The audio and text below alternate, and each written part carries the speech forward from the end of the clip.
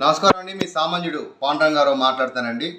ఈరోజు చెప్పదలుచుకున్న విషయం ఏంటంటే, మన రాష్ట్ర ప్రభుత్వం ఎటేపు వెళ్తుందో అర్థం కావట్లేదండి. చాలా నీచమైన నిర్ణయాలు తీసుకుంటున్నారు.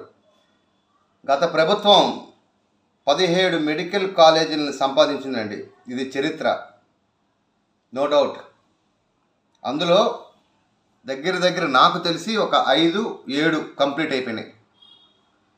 మిగతావి 8,000 కోట్లు పెడితే మిగతా 10 కాలేజీలు కూడా కంప్లీట్ అయిపోయి మనకు అదనంగా 2,000 నుంచి 3,000 సీట్లు వస్తాయండి మన రాష్ట్రానికి.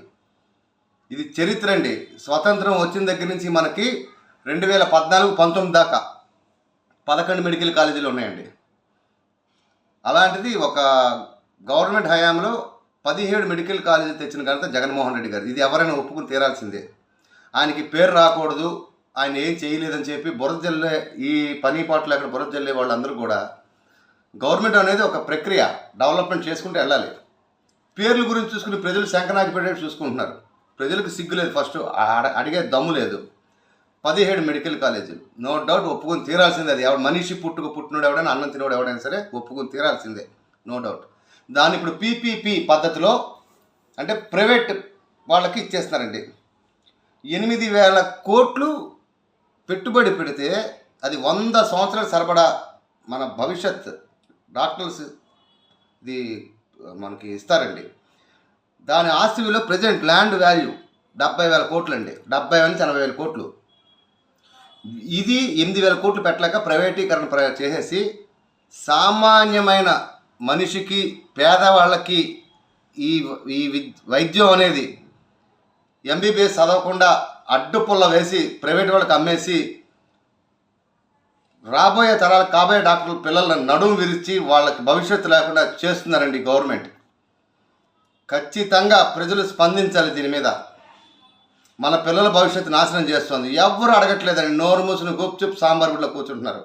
ఇది చాలా అన్యాయం అండి. ఇది 17 మెడికల్ కాలేజీలు రావటం అంటూ ఆషామాషి విషయం కాదు. దాన్ని నిలబెట్టుకోకుండా బురద జల్లటమే పనిగా పెట్టుకుని బురద జల మీరు కొట్టుకుంటారో చేస్తారో సావండి పొలిటికల్ లీడర్స్. ప్రజల మీద ఎందుకండి మీ మీద కక్షలు ప్రజల మీద, సామాన్యుల మీద ఈ బాధలు ఏంటండి? వచ్చిన సీట్లు ఎవరైనా కాలుతో తంతారండి? అన్నం తినేవాడు ఎవడైనా కాలుతో తంతారండి? వచ్చిన మెడికల్ కాలేజీలని సీట్లు లేకుండా చేస్తారండి? ఆలోచించండి.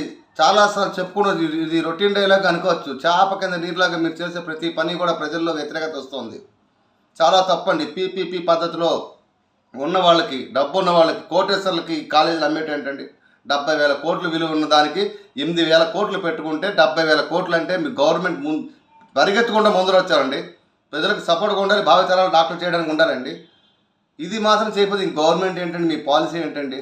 దయచేసి అయ్యా చంద్రబాబు నాయుడు గారు, డిప్యూటీ సీఎం పవన్ కళ్యాణ్ గారు 2 చేతులు జోడించి నేను ఒక సామాన్యుడిగా అడుక్కుంటున్నానండి, దేహి అని ప్రార్థిస్తున్నానండి. దయచేసి నా మాటలు ఎవరు పట్టించుకోరు, ప్రజలు పట్టించుకోరు, వాళ్ళలో చైతన్యం రాదు, సావదు. కానీ ఏదోనా ఆనందం 2 చేతులు ఎత్తి హృదయపూర్వకంగా మిమ్మల్ని కోరుకుంటానండి. దయచేసి ఇలాంటి తప్పుడు నిర్ణయాలు మాత్రం తీసుకోకండి, ప్రజల జీవితాలతో ఆడుకోకండి. నమస్కారం అండి. ఇట్లు మీ సామాన్యుడు పాండురంగారావు.